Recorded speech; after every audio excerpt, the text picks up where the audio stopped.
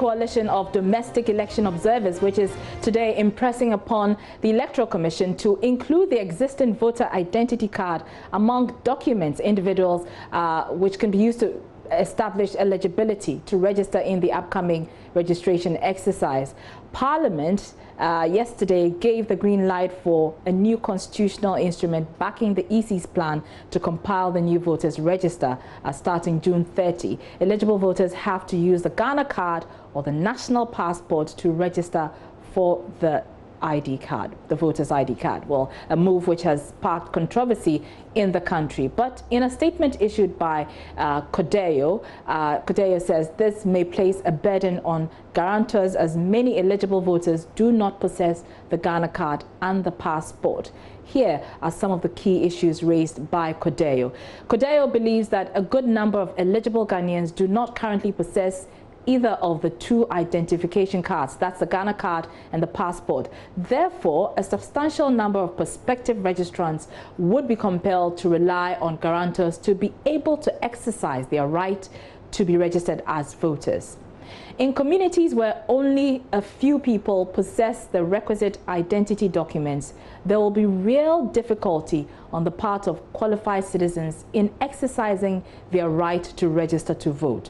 Also, the abuse of the guarantor system in previous registration exercises, in which some registered voters turn themselves into guaranteed contractors, vouching for the eligibility of all manner of persons who might be in fact unqualified to be registered.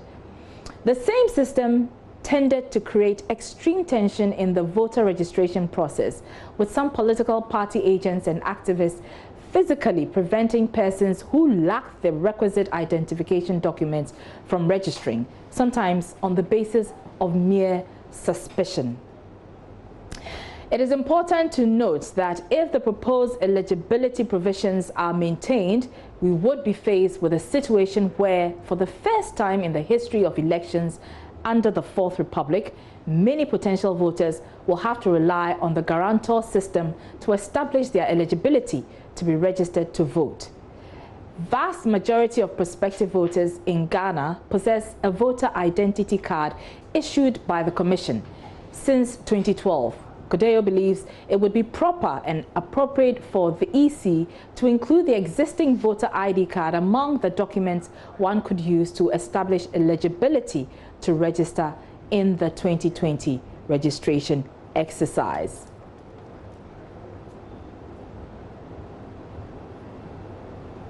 So those were extracts of the CODEO statement. Now, Rhoda Osei-Afol is a project manager at CODEO, and she joins us on Zoom. Many thanks for your time, Rhoda. Some may say your timing is wrong since Parliament already has given approval for the new CI and the green light to the EC to begin the process. Good afternoon. Thank you for the opportunity. Yes, maybe would have wished this statement could have come a bit earlier for various reasons. That could not be, but we still believe that the opportunity is not lost. The CI is passed, though, and now we await what the court will say. Nevertheless, we believe that stakeholders can still talk through some of the issues, some of the concerns that we've raised. How do we address them? Issued about possible disenfranchisement of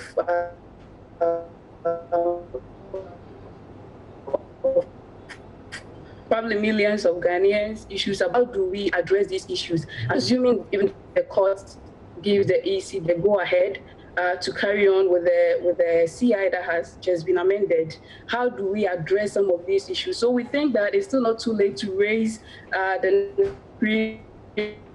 the red flags for some of these issues to be discussed and addressed. We talk about voter education, for instance. How do we make sure that we address some of these issues? The issue about the guarantee system, if you look at the CI, there are not clear provisions about what sanctions are applicable if people violate these, and what kind of relationship people have to establish. So these are issues that the EC can further address.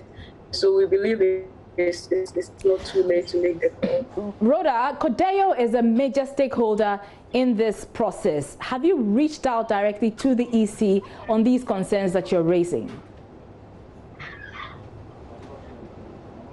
Yes, I mean, indeed, this issue,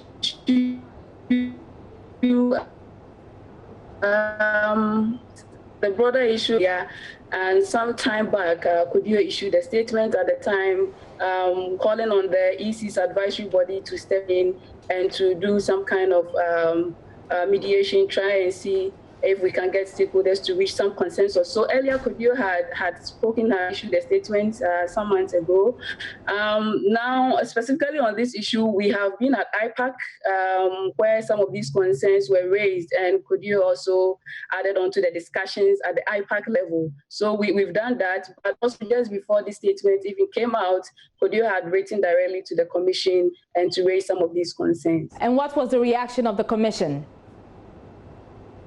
I mean, to be frank, this letter went out just a day before the statement, so we haven't, to give the benefit of doubt, we haven't heard from the Commission. This was just last Monday. All right, many thanks for your time. That's Rhoda Affle. She is with Election Observer Group, CODEO there.